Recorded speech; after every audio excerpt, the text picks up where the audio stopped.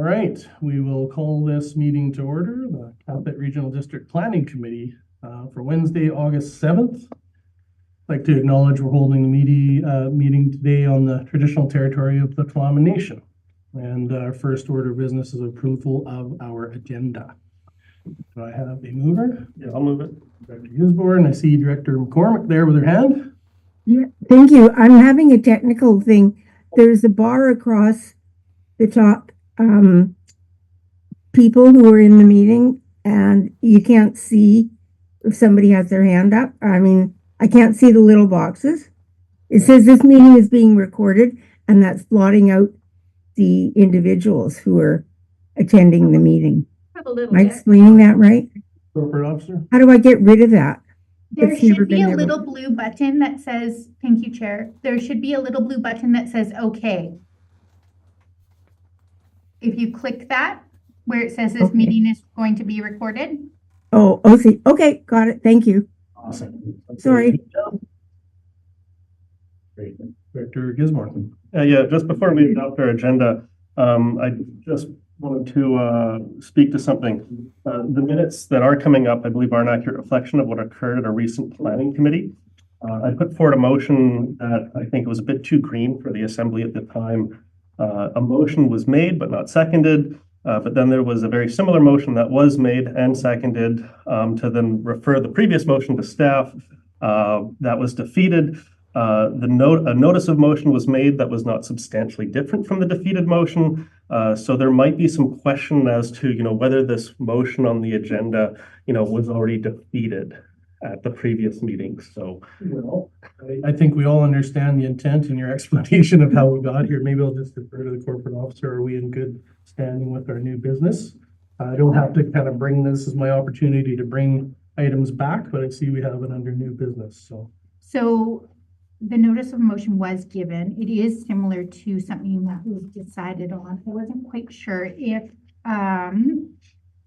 that if you were going to bring it forward for reconsideration, or if this was going to stand how it is. It is not, it would be better to address it procedurally, correct? So by having the chair bring it forward. Well, I would like to follow procedure. So if we could do that, I'd like to do so. So have the chair bring it forward for reconsideration. So that would also go under 9.1 as the new. Okay. Let's take a note here.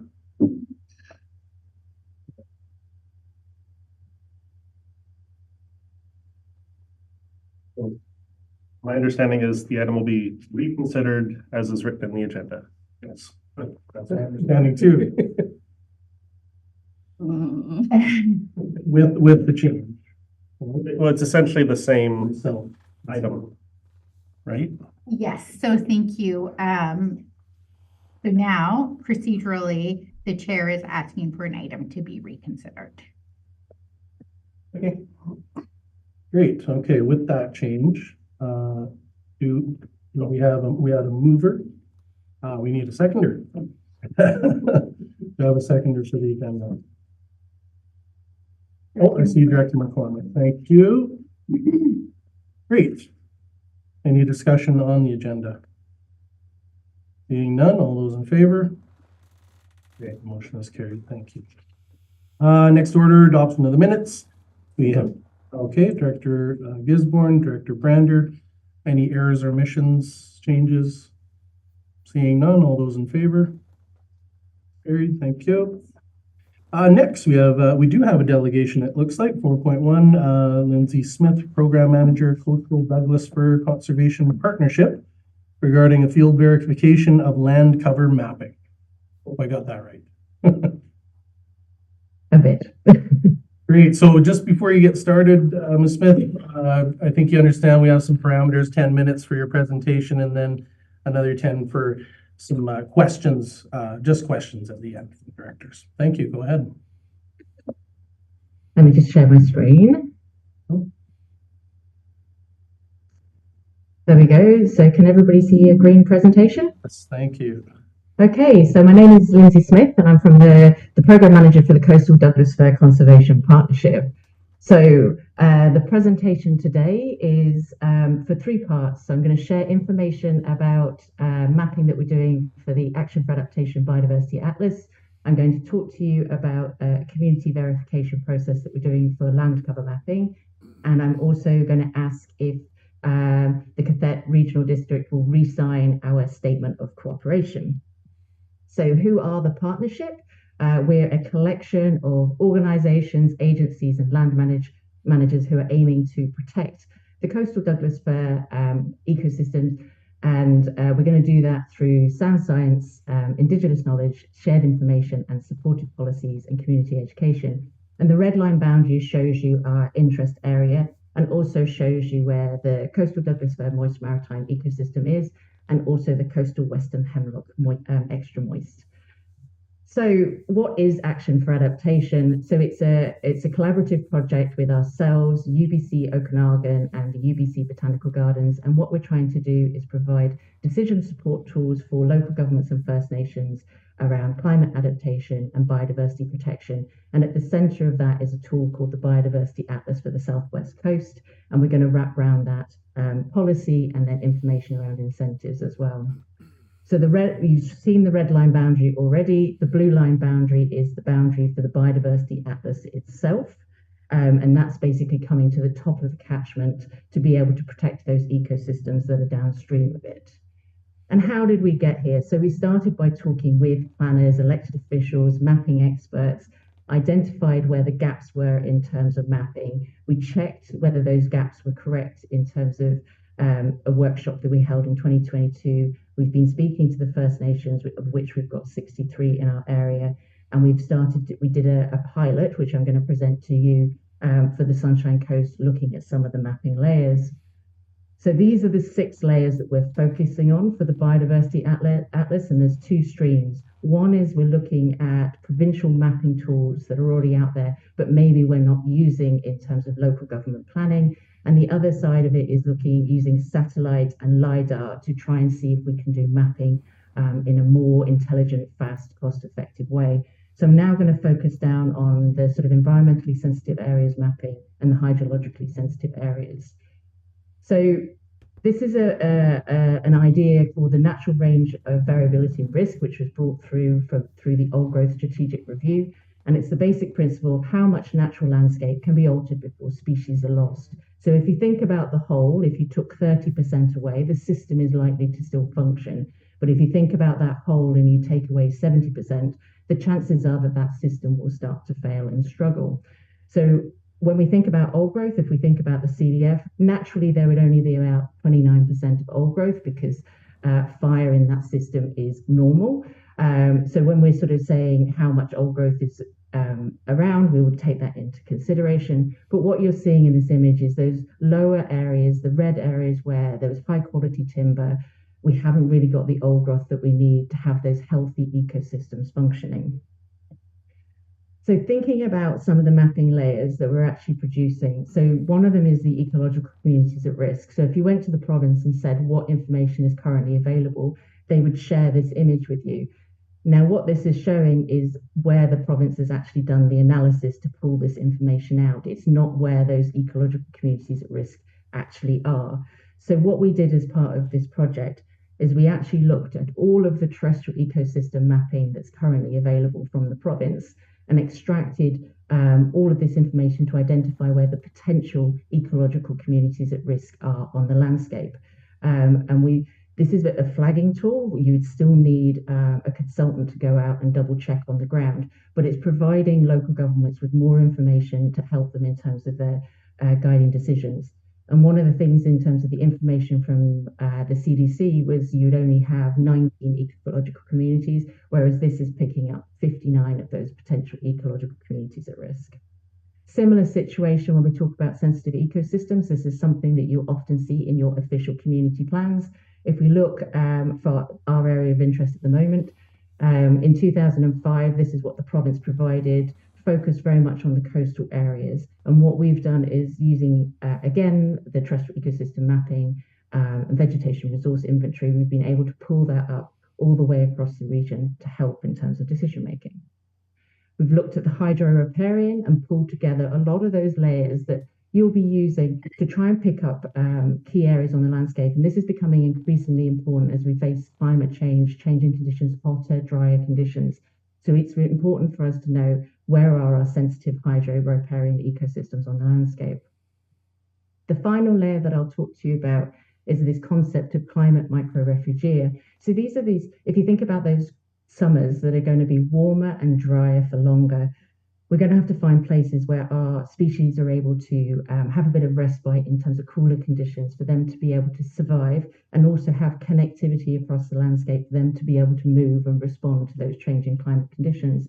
So on the left are some of the features that we've looked at, but on the right I've just put up why the Old Growth Strategic Review has identified those older forests, and then also where they've identified in the orange where recruitment forest is needed. So thinking back to that red image, we're seeing that we need to fill in some old growth lower down the slope.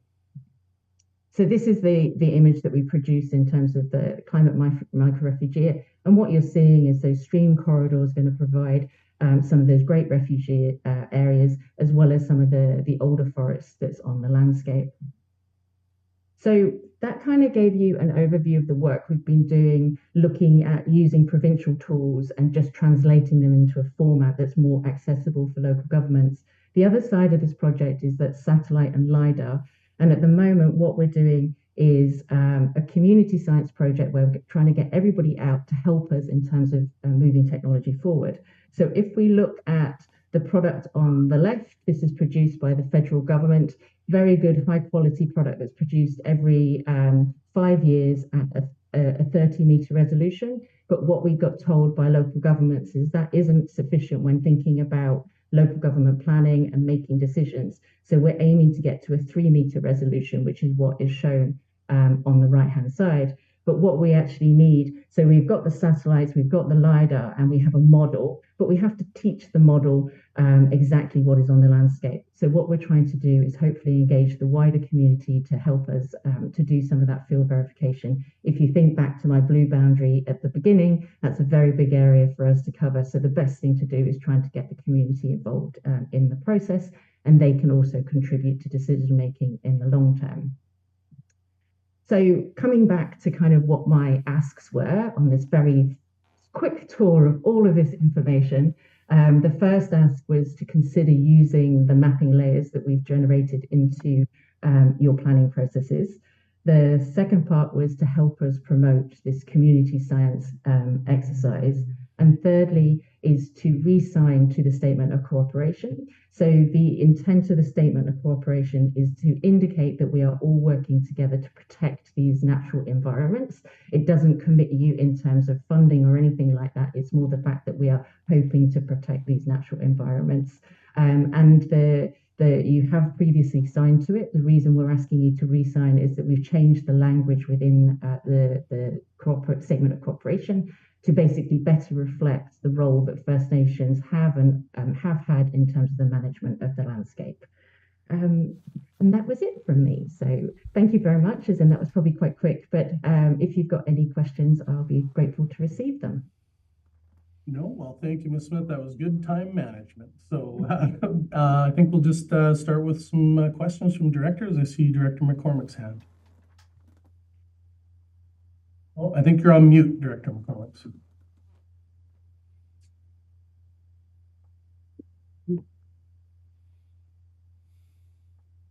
Sorry, technology has never been my strong suit. Good. So thank you. I do have a question, and that is what your level of connectedness is to the planning staff of the regions that you're working with, and how planning staff can be informed about the really valuable work that you're doing, because I think this is great. Living on an island full of forests, surrounded by water, this is really critical work. So my question is about that connectivity with staff. Yeah. So we travelled up to Powell River and met with the planners from the regional district, also from the City of Powell River and Kahlon First Nation last week, just to present on this work. There's a report that accompanies the bulk of the layers that have already been generated, and then also the GIS files, which we've shared with the planners as well. We had some feedback in terms of potentially making some of the information simpler to be able to digest, but we are making that connection. Thank you. Any other questions, directors? Thank you, Chair. So I have just a couple of questions, two actually, so the study area seems to be like an area that might have a ton of private lands in it. What is the percentage of private land versus non-private lands that is within your study area? I can't tell you specifically in terms of this breakdown. We have been just doing some numbers recently for the CWHXM1 and the CDF, and I can't remember off the top of my head, but we're in about sort of 60%, I think, that's private land. But I couldn't tell you for the Crowther region itself. Right. So I guess what I wanted to know is if we're doing highly, like you'd want to target people with private lands to have them understand a lot of this information and how much of the private land management matters when it comes to this topic, because the bulk of it is private lands. And so I guess that must be part of your education process, I suppose. Yes, and one of the things that we're hoping is that potentially when it comes to things like community engagement, the planners themselves will be able to use this material to have discussions with the wider community. We're open to suggestions as well as to whether you think there are other routes that we could use to promote this information. Well, I immediately noticed that the gaps in your data are because they're in private land areas and not forest company areas, which have all the layers sort of sorted out for forest management. It's not necessarily done on the private land areas. So then my other question was, as global warming happens and the biogeoclimatic zones change, are those study area boundaries going to change? Is that maybe the purpose of the climate micro-refugia, is because those are the areas that the biogeoclimatic zone will shrink into? Is that kind of how I'm reading it? The zone won't shrink into them, as in you're right, as in there's going to be some shifting in terms of the zones and they'll move. And the report kind of talks to that in more detail. The best thing to think about is that they're just going to be the wetter and the moister locations.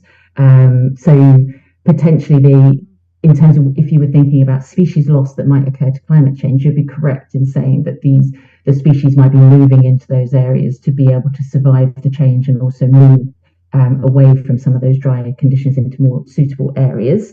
What was the sort of beginning part of the question? Forgive me. Is in I think one of the things I just wanted to pick up was on that concept of missing on private land. The terrestrial ecosystem mapping in your region does actually extend onto the private land. So the gaps that you're seeing are probably just a case of where we're saying, for example, in terms of ecological communities at risk, the difference between they aren't in these locations versus they are. Thank you. Thanks. I just have a quick question. Sorry. It's okay. On page 10 of 20, the NVR area, I just noticed, of course, looking at my particular area, the blue area. What does the blue area identify? I see the red. You talked a little bit about the red. Just curious about what that's indicating up in area 8. Yep. So if you can imagine, we've got kind of two extremes. So I talked about that if you lose 30%, you're unlikely to have a significant impact on the ecosystems. Whereas I said, if you lost 70%, the chances are you're going to have impacts in terms of species loss. In the middle of that, the sort of the blue zone is the area where you're likely to start having losses, but we're not quite sure when or how they would occur. So the idea being, obviously, in terms of old growth, you want to start moving as far as you can do towards the green, but there's other realities in terms of socioeconomics that you need to be thinking about as well. So it's more that sort of the blue is, if you can think about in terms of science, the sort of slight imprecise nature of we don't know exactly when a species would blink out. Okay, thank you for that. And just quickly, I noticed you've mentioned work with various ministries, local government. What about forest companies themselves? You know, we've had delegation recently from a forest company. We hear a lot of good words, but obviously to mature as a company, are you sharing this material? Is there engagement? we're right at the beginning of this sort of process. So if you can imagine, for the last 2 years, we've been listening to what people are saying, and now we're at the point where we're starting to communicate out to people. Our target audience is very much local governments and First Nations to help in terms of their decision making. But by no means we've been talking to Kahlon, we've also been talking to Shishel First Nation, and they're obviously involved in terms of forestry and also the landscape planning tables. So the information is kind of filtering in that way, but we haven't been doing targeted conversations yet with forestry. Great, that kind of puts me on your timeline a bit better, so thank you for that. Director Gisborne. Yeah. Sorry. Thank you for your presentation. Love the data. So my eyes are good, but they're not that good. So I'm wondering, is this multi-layer data like publicly available? Because I'd really like to dig into it. I know I got constituents that like to dig into it, and it sounds like, you know, there's kind of a desire to try and make sure that what's on the map is actually what's occurring on the ground. So I'm seeing some nods, so that's good. And then one of my other questions was, when we have this agreement, a lot of my understanding is we're trying to protect the coastal Douglas-Fir environment, and we have very limited land use regulations. We do in our solid waste management plan have invasive species, and I noticed on page 17 of 20, the community land cover field verification, in the picture, the individual is standing on English ivy, which, as I'm aware, is deadly to a lot of Douglas firs. It grows up the side and kills the tree. So when we have this agreement, is that something that, you know, we can also help focus on, is, you know, preserving the ecosystems and, you know, removing invasive species that are actually targeting these sensitive ecosystems? Good question.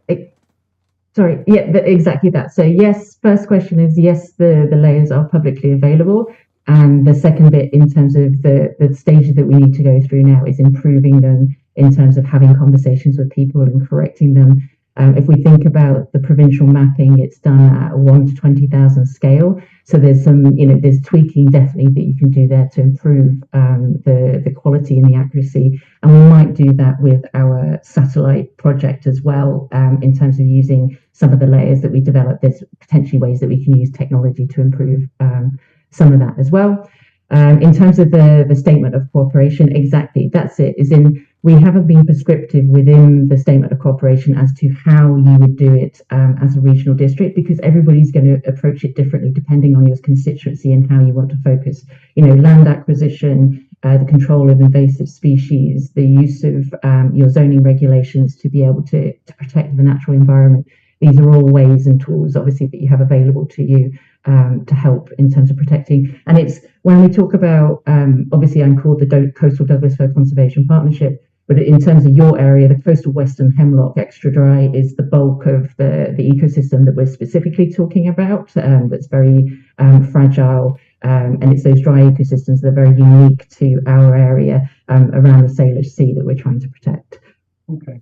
We're a bit over time. We do agree usually on extending our time with everybody's agreement. I see Ms. Rodden also has her hand up, so I see some thumbs up, Ms. Rodden.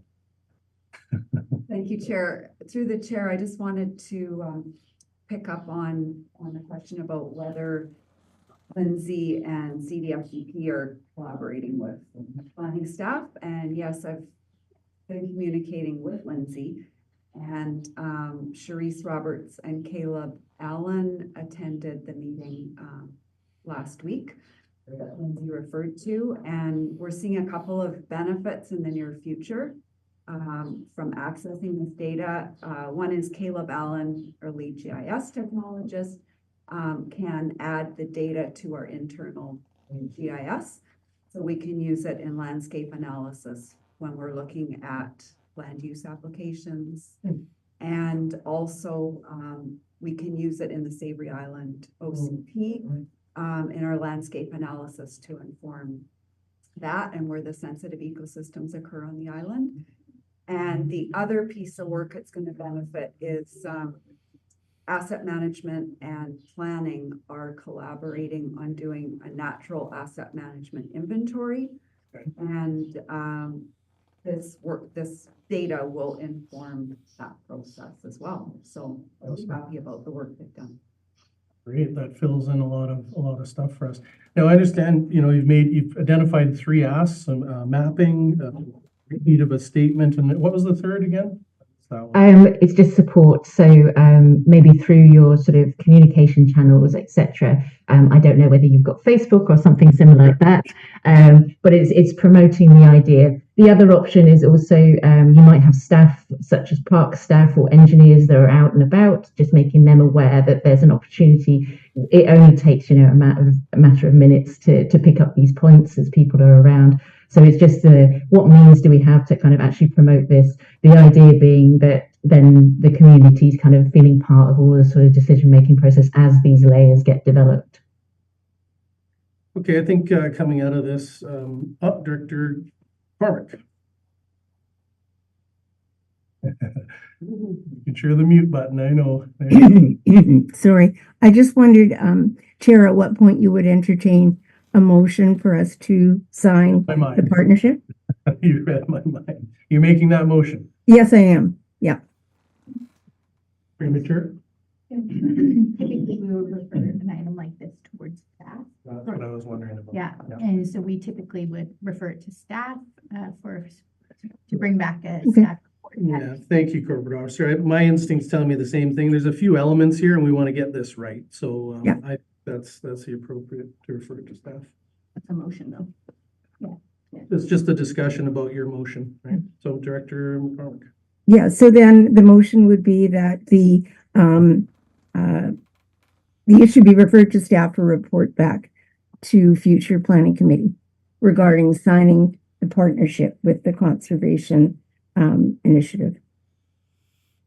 Okay, thank you, Director Gisborne, seconded. Any discussion on the matter? All those in favor? Unanimous, thank you. Okay, and thank you for your presentation, Director Elliott. Very quick question. Yes. So I've noticed in the sensitive ecosystems map that Okay. there's freshwater blue that's a darker blue, and all of Paul Wick is not considered freshwater on this map, and I was curious about that. Okay, maybe one quick explanation and then we'll move on. It's technical, yeah. Yes. I didn't actually hear it. As in, I heard that you were saying there was a lake that didn't, a specific lake that doesn't show up in the fresh water. 14, yeah, 14 of So the 20. sensitive ecosystems map in the presentation has all of Powell Lake not covered freshwater.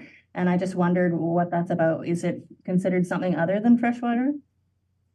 No, I think it's just the way in which the mapping has been done, probably just due to the scale of it. But I can take it back to the mappers and just ask as to why it turns up, is flagged up differently. Okay, Okay, thank you. that's great. The next map actually shows it in a nice blue there, so. It's got salt water. Okay, well, thanks for your presentation. I was wondering. Thank you very much. Thank you for your time. Okay. All right. We are on to unfinished business. I don't see any on our agenda. We have several items of correspondence. Just of note, we did some, in my area A there was some follow-up correspondence around logging that we didn't capture last month. So we put it in there, but we've discussed that quite a bit. Any other business arising? Not seeing any on here. No reports, new business, 9.1. We do have our establish a working group. I brought that back. The agenda has been changed, recommending that the board direct staff to establish a working group for the purpose of increasing diversity of housing in relation to the QRD official community plans and zoning bylaws. Do I have a mover? Oh, sorry, are we going to do a discussion first? No, sorry, so you're bringing it back, so we would Yes. consider you the mover. Ah, that's how it works. Okay, good. I just need a seconder. Okay, great. Director. Discussion. Director Gisborne. Yeah, my first question was, this is the first time I've been in a committee where we have a motion to establish a working group. So I'm not sure if it is the correct motion. I'm not sure if it should, asking for staff to draft a terms of reference, or if it should be more specific in relation to our housing policies in the OCP. That's just kind of my first thoughts for like general discussion, but now we have a motion on the floor.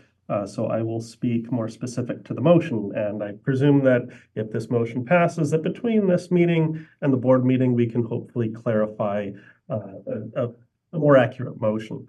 So this is one of the reasons why I put this item before us. The planning committee and the board asked for a staff report on housing options in the early spring of 2023. There was a resolution to make an alteration to the OCP housing density policies for areas A, B, and C, so that density would be defined as the limitations put in place by the Ministry of Health. That motion was later rescinded. We asked for a staff report on floor area ratio and building coverage ratio. We've done housing needs assessment, housing reports and studies. I believe that the community does want to see action on this matter. Now, one of the issues that comes up is we have a very large region and a very small amount of it is actually impacted by our zoning bylaws and our regulations, but also a very small amount of our areas is really even targeted for housing. So for the Area B official community plans, the lands with the designation that would allow for housing, in my mind, and based on the OCP, is rural residential, low-density residential, suburban residential, manufactured home park, commercial recreation are the main lands in question. You know, we're not talking about private managed forest land or resource or parkland or even the ALR. So I was wondering how much of the land that actually is. So in Area B, it's roughly 600 to 650 hectares of land, which falls under that kind of designation. Now, of that land, roughly 170 hectares is impacted by our regional district zoning bylaws. And that limits and restricts the parcel owners from being able to participate in the residential flexibility, which is existing in the rest of the area, and our housing diversity, which is in our strategic plan.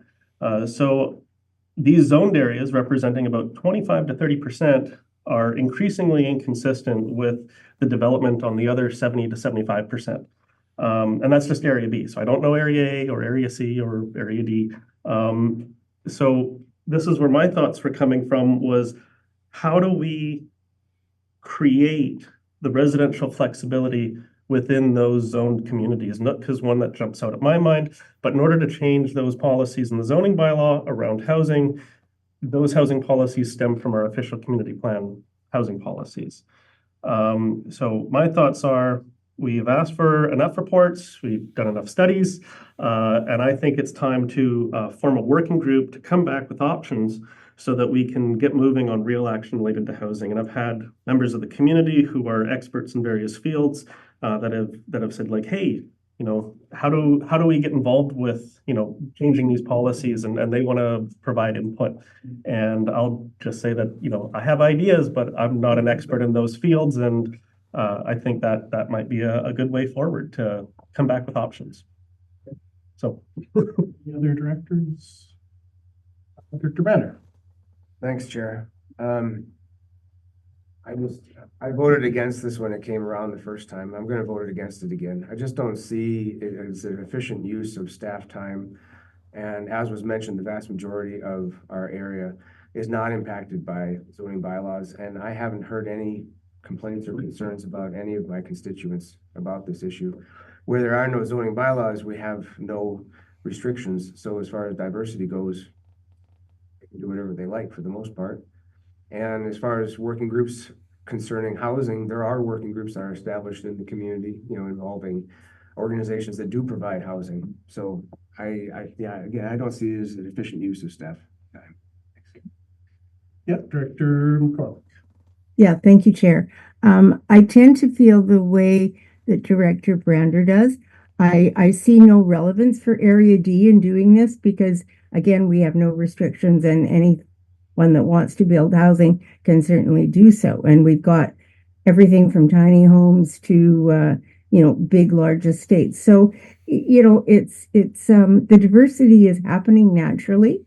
I believe the marketplace tends to, you know, encourage diversity and is doing a good job, really, of doing that, because we're certainly densifying, and although our growth is small, it is growing. But I don't see the relevance of another group. I think we've got enough tools in our toolbox that staff can use to support housing initiatives.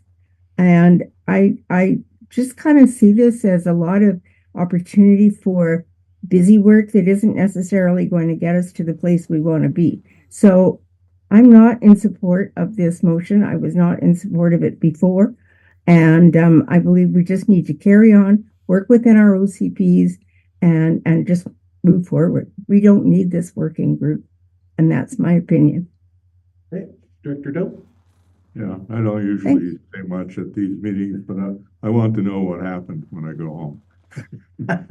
So my understanding is that there is a motion in the package 9.1, and that's a motion that was passed at a previous meeting. The chair has moved reconsideration, and that means that when the chair asks all those in favor, if all those in favor are the majority, then this will not happen. Corporate officer, Is that the case? help me out here. Yes, I just think that's kind of a yes or no question. it's a good question in case we get into. Thank you, through the chair, no. So this motion failed at a previous meeting, and so we're moving. We've revived it, right? Yeah, and so if this motion, so now we're reconsidering the motion. So if we vote in favor, then I believe it would be passed. Is that, I think he thinks there's supposed to be a vote about whether to reconsider or not. oh, I think it's a vote about whether to reconsider, And I think that was his question. oh, okay. not an original vote. That's why I'm asking the question, because it seems to me that different people have different ideas about what a yes vote would mean. And my question is a simple one for the corporate officer or the chair. If people vote yes, what will happen to this paragraph of instructions? Corporate officer, my understanding is we vote yes, that this passes, so. Through the chair, if there's a not unanimous, if there's a majority vote, then this motion will pass and goes forward. And that reading there will be what happens, okay? Okay, I good. wasn't sure that was the case. I thought it might be Well, different. we got it clear now, so I'm gonna add my name to the speakers list. I am in favor of this. Obviously, I brought it back. I think that my experience in area A and area B, I have had people reaching out to me. They have had mentioned different ideas. FAR is one of them, but ideas, right? And the reality on the ground is not reflective of what I'm seeing in the community. I think that my experience through my working career is that establishing a side group that can concentrate, doesn't have to be super onerous or overwhelming. I think what we've realized is we've got ideas, but we want to understand how to incorporate them or not into our existing materials. So my idea of the working group is just that, take it away from our meetings here where we really don't have a chance to kick things around. We have one or two opportunities to speak and then we have to make a decision. I'm finding for me that doesn't work, just being honest. And then I think a working group would accomplish the objective and we might learn something. So that's my, I see Director, go ahead, Director Elliott. Director Elliott? Oh, thank you. I also don't have a vote in this. I just had a comment. Areas that are impacted are looking for a discussion about this through a working group to see if they can discuss some of the ideas, pinpoint them, maybe get a little more focused with what they come back to staff with, because we haven't had a lot of success in their minds that are going to work for those areas that are impacted. It seems that the planning committee is kind of small and areas that maybe don't have regulation may not see the value in that, but it doesn't, I think, look well to block the areas that do have an issue just because your area doesn't. And the working together spirit of CAFET would be to try to consider everybody's areas when you're making your decisions as far as these kinds of things go. So I just wanted to make that point. Okay, Thanks. appreciate your input. I see Director Gisborne was first. Okay, Director McCormick. I'll second round. Go ahead, Director McCormick. Okay, thanks. Just to Director Elliott's point, I believe that areas that require, additional diversity in their housing types can do that through their official community plans. And as each one is updated, then that diversity would be built in to the OCPs. So yeah, I'm not seeing the need for this working group when we already have a process of addressing diversity, and that is through our official community plan reviews and updates. So I'm not convinced. Go to Miss Rod, and I see your hand there. Thank you, Chair. Through the chair, I just wanted to remind the committee that there is a housing roundtable, and it is actively running and meeting monthly. And planning staff have been attending when we can. Generally, it's been every other meeting. But there is good representation there from all the housing nonprofit societies who are the real champions in creating affordable housing for those in core housing need and extreme housing need. And the city CAO is very active on that roundtable, and she comes with a strong background as director of planning for a city in Nanaimo. And so she has a lot of lessons learned from there that she brings to the table. And I know they are trying to encourage the development community to attend as well. They've had funding like CMHC and BC Housing make presentations on funding. So that is a really active working group already that the directors could attend. Can I ask you when they meet and where? The next meeting is Monday, August 12th. We meet at the library, and yeah, I just wanted to make sure you were aware of that. Okay, thank you. Dr. Gisborne. Is that working group a regional district working group? And is their mandate to change or bring back options for our official community plan housing policies? Yep. It's a collaborative working group. So it's not ours.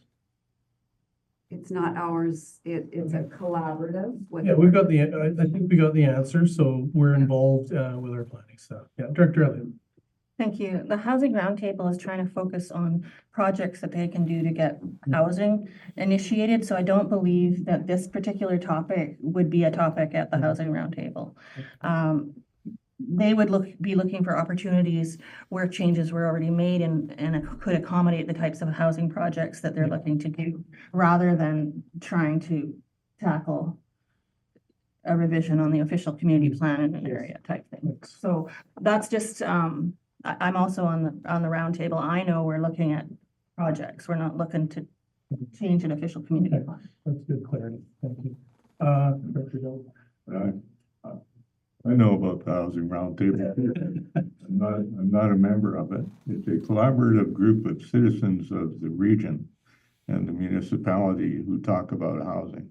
And it has no mandate to make any planning decisions on behalf of the regional district or behalf of the city. It's a group of people that are interested in housing. And in my mind, that is a very different thing than the planning committee, which is elected representatives that have the ability to affect policies. Thank you. Ms. Rodden, I think I saw your hand again. Yeah, go ahead. Thank you. Yes, through the chair. The other thing I just wanted to remind the committee of was the housing needs assessment recommendations do recommend collaborating with the city.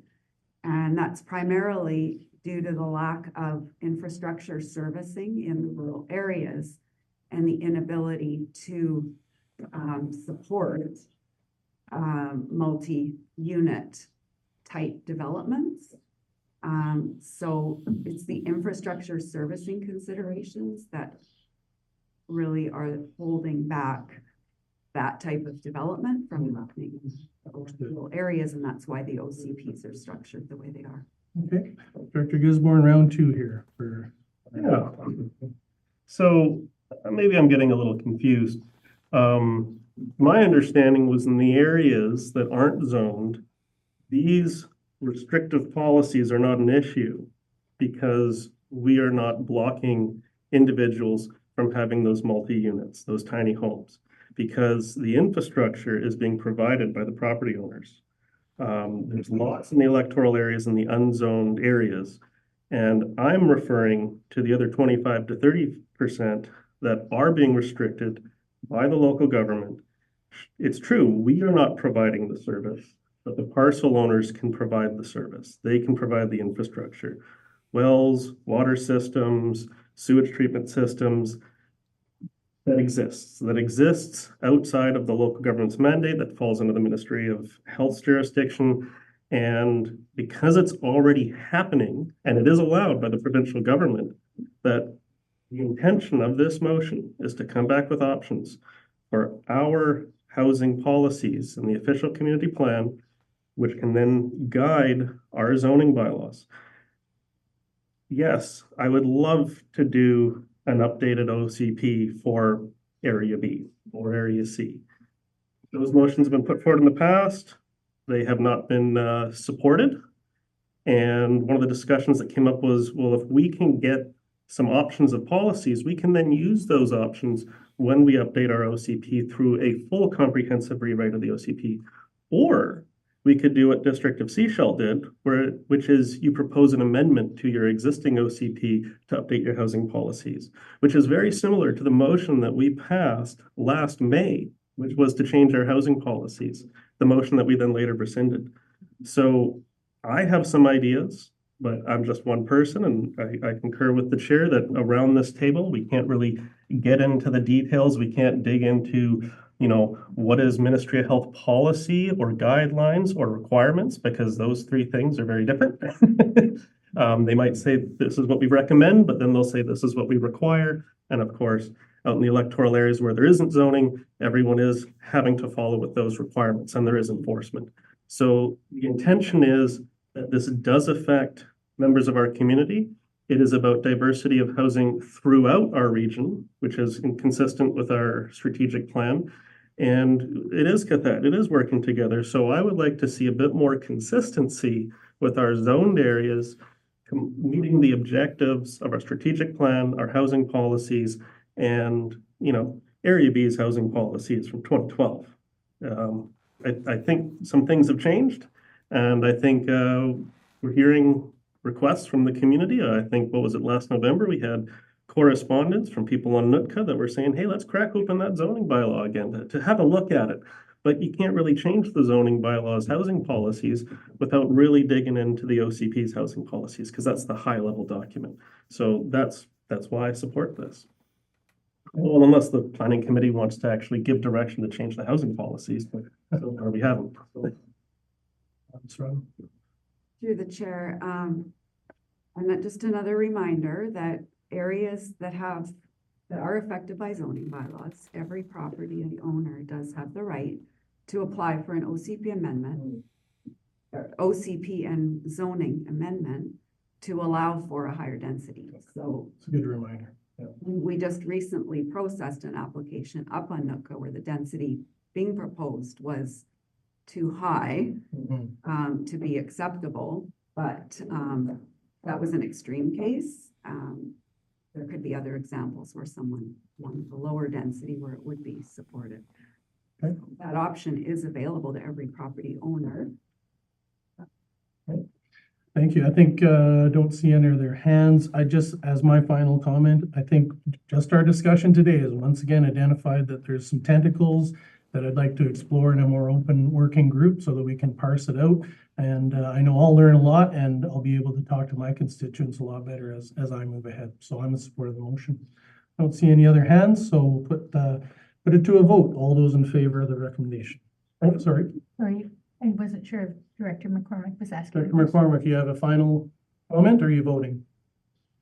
I have a final comment, and that I believe in working together, but that means working together with our individual communities.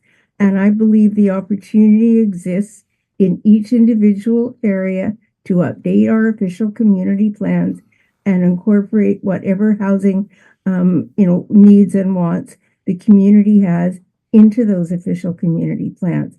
I don't see the value in working outside of that process because actually I believe that process works very well. It's community driven through an advisory committee made up of local people who know their area. And so I think the current process is certainly there in place for people to use, and updates can happen through that process through our OCPs. So again, I just come back to I don't see the additional value in doing this. All right, we've had our couple of rounds. I think we've all had our say. I'm going to put the matter to a I vote. have a question. Okay, a question for the chair. A question for Director McCormick in Oh, response. I'm sorry, I'm not going to allow that. We're going to follow our procedure. We've had a chance to The vote. procedure says I am allowed to respond to other. No, I'm going to call the vote. I've already said that. I allowed one comment and probably shouldn't have done that. So I'm going to call the vote now. All those in favor of the motion? That's Director Gisborne and myself. Those opposed? Director Brander and Director McCormick, I guess that's defeated. Okay. I have a notice of motion Yes. for our next meeting. The committee recommend the board to direct staff to update and start the process for an electoral area B official community plan update. And I look forward for the support from the director from Texada.